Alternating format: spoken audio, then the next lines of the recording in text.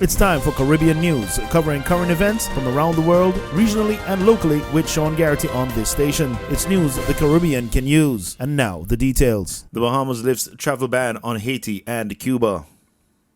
The government of the Bahamas says it has now resumed flights to Haiti and Cuba, thereby lifting the travel ban imposed on both Caribbean nations.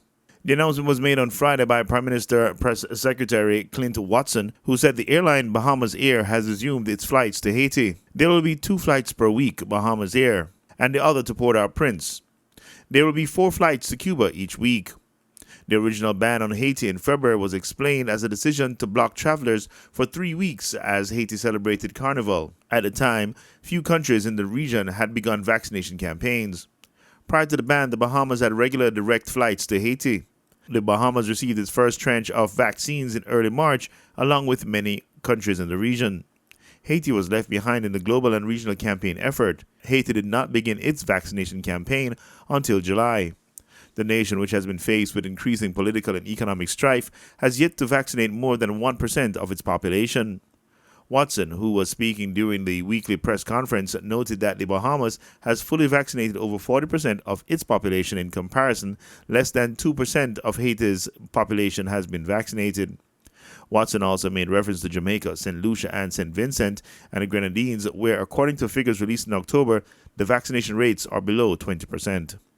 Jamaica College chairman calls media report that Royal Reed leaves with almost $100 million grossly incorrect. The chairman of the Jamaica College, Michael Bernard, says the media report stating that Royal Reed will walk away with a payout in the region of $100 million is grossly incorrect. A report in the Sunday Gleaner says Reed will walk away with a payout in the region of $100 million, with the remaining 7 years of his contract bought out to take him to retirement age at 65. But in a statement, Mr. Bernard says the Sunday Gleaner report is untrue and misleading in every material aspect. Mr. Bernard says what is true is that Mr. Reed has resigned as principal of the institution. In entertainment, Cranium mines more gold and platinum in Canada. New York-based dancehall artist Cranium continues to bag more accolades in Canada.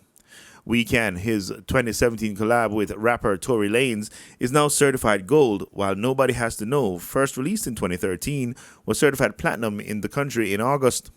On Friday, November 19, Music Canada revealed that Cranium was awarded another Gold Single Award after Weekend sold more than 40,000 units in Canada. On August 31st, the distribution and record company awarded a Platinum Single Award to the Montego Bay native after his hit Nobody Has to Know sold more than 80,000 units.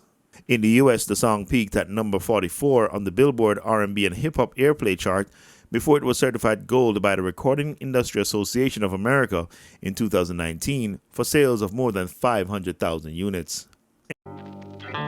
Do nothing and win with the interview trivia game? Don't ask. Text the word WIN to 855-904-6231 to enter. Win radios, gift cards, wine bags, or even a celebrity voice on your voicemail. Text WIN to 855-904-6231 now to enter. Shut up, you mean I could get a voice note on my phone from like Bounty Killer? Like, excuse me, pass me a cellular phone because you've called the man named Jerome, right? Because I'm Jerome, you get it? You get it? In business, Japan unveils a record stimulus package.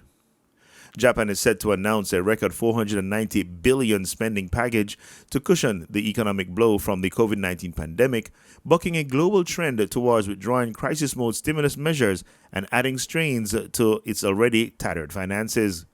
Gloria Sao reports from Reuters. Japan is planning a record $500 billion stimulus package to cushion the blow from the global health crisis. That's in contrast to the global trend of withdrawing crisis mode stimulus measures and will likely further strain Japan's tattered finances.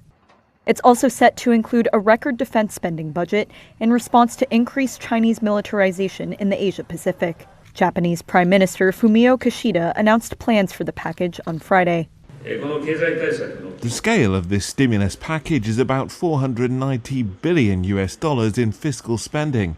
The content and scale are sufficient to deliver a sense of relief and hope to Japanese citizens.